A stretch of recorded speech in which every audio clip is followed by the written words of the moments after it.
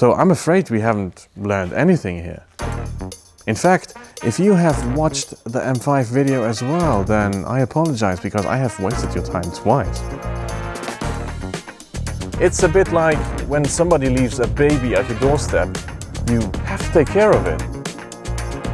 I want this to be a bonding moment for both of us. In here, which, as far as I can tell, wraps everything in cow. And at least inside, it feels as if everybody hates you. Whoa! A sight for sore eyes. When was the last time you saw something so beautiful coming out of Munich?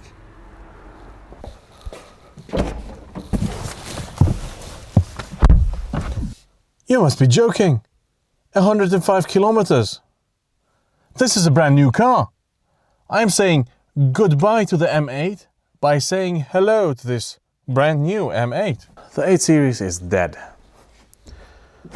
Possibly, probably, apparently, the M8 Coupe is due to cease production early this year, and in some markets, such as Japan, it has disappeared from the configurator entirely.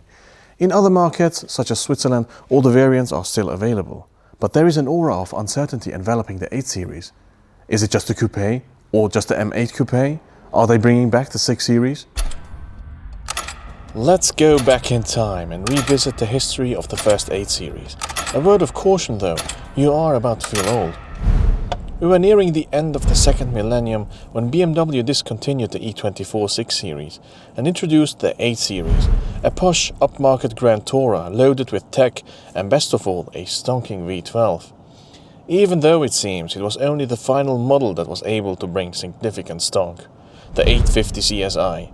It came with a 5.6 litre V12, codename S70. Yes, that S70. The one that would later evolve into the nuclear and yet angelic S70/2 that would become the pumping, thumping heart of the McLaren F1 and the M8 that never saw the light of day.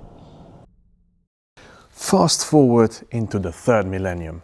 BMW axes the 6 Series yet again, and don't you dare bring up the GT. And reintroduces the 8 Series, a posh Grand Tourer with loads of tech and... Whoa, I'm having a déjà vu. Or I would have had a déjà vu if it indeed came with a stonking V12. You see, the E24 and the E31 had little in common, whereas the current 8 Series is basically a reshaped 5 Series. But hey, we finally got the M8. And here it is, for the first time as a coupe that in so many ways is a saloon. Fans have had to show quite a bit of patience with BMW's designs lately, but probably not so much with the 8 Series. It has a beautiful silhouette, and not just that, it's low, it's wide, it has a properly sinister look to it. It's downright menacing when it shows up in your rearview mirror. And it's got quite the spec.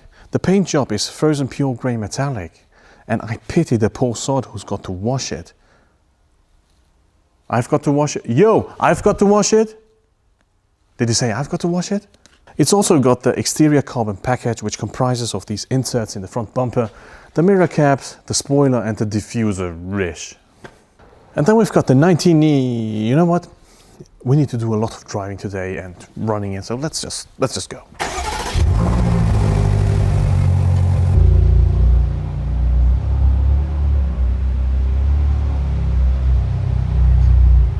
Okay, look, it's on winter tires. And even though they are 19-inch wheels, so not exactly tiny, it's still a bit of an undignified look. Especially if you consider the Civic Type R that was sitting next to it, which also runs on 19-inch wheels and 265 wide tires all around. Let's address the elephant in the room. This review is going to be compromised. Not only is the car on winter tires, it's also box fresh, so I am not going to thrash it. Even though it's not my fault, that's no way to treat the car. It's a bit like when somebody leaves a baby at your doorstep, you have to take care of it. On the other hand, Switzerland is not engine country. Switzerland is chassis country. And the chassis does not need running in. And even if it did, replacing suspension components is much cheaper than replacing an engine. So maybe I am the guy for the job. Actually, no, I'm not the guy for the job. But I'm willing to become the guy for the job. I want this to be a bonding moment for both of us. I wanted to get the M8 for two reasons. One, it might be gone soon, and B, it's probably the closest thing to the F90 M5, and this gives me an opportunity to compare it to the G90. Let's talk about the interior.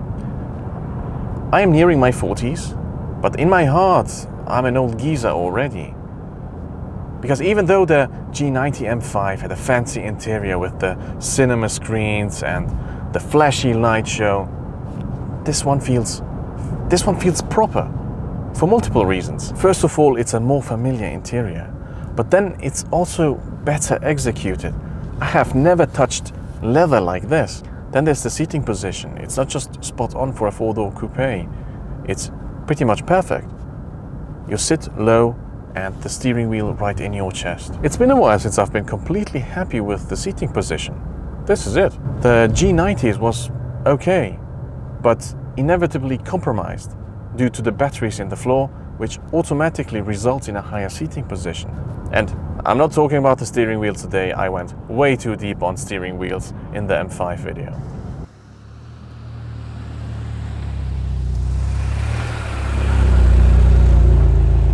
So, we have got the black full merino leather interior in here, which, as far as I can tell, wraps everything in cow. Then there's quilted leather on the door cards. The interior trim affects this lid here. These are the regular M Sport seats, but for 6,000 Swiss francs you can spec the carbon fiber bucket. Speaking of carbon fiber, there is an option I want to talk about.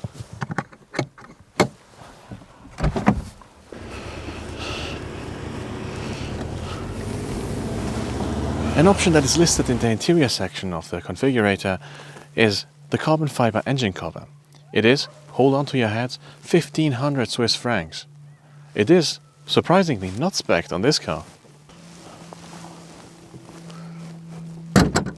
Then there are the shadow light, laser lights, the black calipered compound brakes and the tinted windows. All in all, 250,000 francs of BMW.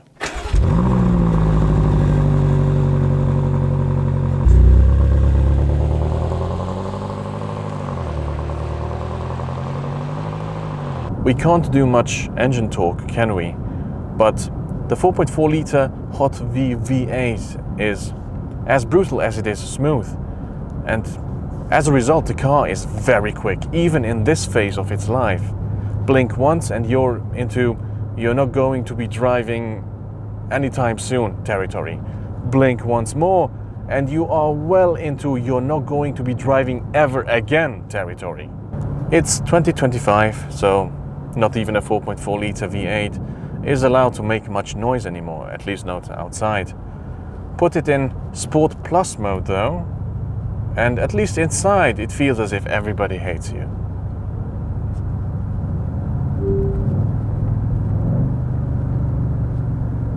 "2025 also means that even though the 8 Series is not the freshest Beamer model, it's still required by law to have those silly bings and bongs to remind you that you're going slightly quicker than you're supposed to. Which brings me to a new test I have devised. I call it From Naught to Peace of Mind In. The idea is to measure how long it takes to turn off all the mind-numbing rubbish and drive in peace. And currently the mind-numbing rubbish includes turning off stop-start and the speed limit warning. So, let's take the time. Turning off stop-start. In 3, 2, 1. Alright. That takes 2 seconds tops. Now, how about turning off the speed limit?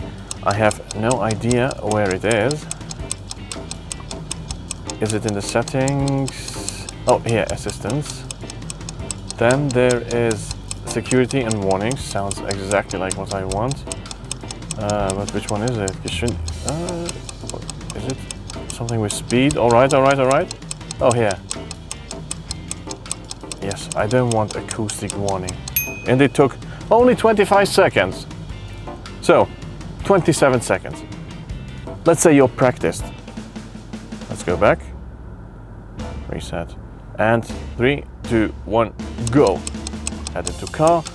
settings, assistance, then speed, and then acoustic warning, 7 seconds. All right, all in all, you can do it under 10, which is still 10 seconds too many. There is a shortcut though. If you put it in sport mode, it turns everything off. So that is something. I don't want to talk about the steering wheel, but I do want to talk about the steering, because around the straight ahead there's not much going on, and it's a bit disconcerting when you dive into a corner and you need a second until you get feedback from the steering to lock into your line properly. Again, I am willing to fault the tires for it. However, I'm afraid that even proper summer tires won't fix that numb center. How about the G90 M5? Well, that's interesting because I couldn't observe any center numbness there, even though the G90 was also running on winter tires. And both these cars have largely the same suspension setup. Let's finish the powertrain monologue with the gearbox. Now, both cars have ZF's 8-speeder. The G90 M5 gets the 4th generation version with space for all the hybrid rubbish, whereas the M8 or the 8 series has the previous generation unit that doesn't have that. It's a brand new gearbox, quite literally. It does its job uneventfully and seamlessly, and of course the car is all-wheel drive, never feels like it, and you can turn it off. But that is out of the question today. I'm also refraining from the various sport modes today, as they tend to keep the engines at higher revs or the gearbox in lower gears. And of course I could control that myself by rowing manually through the gears, but honestly that's not the kind of manual work I want to do. Both cars, the G90 M5 and the M8, have a similar suspension setup. Double wishbones at the front, 5-link at the rear, and of course they might be slightly differently tuned, but the key difference is the G90 is rear-wheel steering, which the M8 does not have. So I've done a bit of twisted driving and I could not feel a difference, but you definitely do feel a difference when you're trying to park the car. Then you'll notice. Now both do the long distance thing quite competently. They do the sporty thing quite similarly, but the question is, does the M8 feel lighter? I think it does. Is it a lot lighter though? And I'm not so sure. I'm not so sure whether it really feels that much lighter. It does, I think it does, but I'm not sure if it's really that much. It was very warm the entire weekend. Yesterday the onboard computer showed up to 25 degrees Celsius. So literal hell for the Michelins. The G90's Hankooks, on the other hand, had only to deal with temperatures around 0 degrees, so they were much more comfortable. Oh, and they were pumped to 3 bar of pressure. Did they know something that I didn't, or were they trying to kill me? Anyway, the result of the warm temperatures would be, unsurprisingly, not very predictable handling. The car would be subject to substantial roll, and as a consequence would squirm on the braking or in tight corners, which is not exactly confidence-inspiring. So on that day, in that weather, on those tires, the G90 M5 felt a bit better.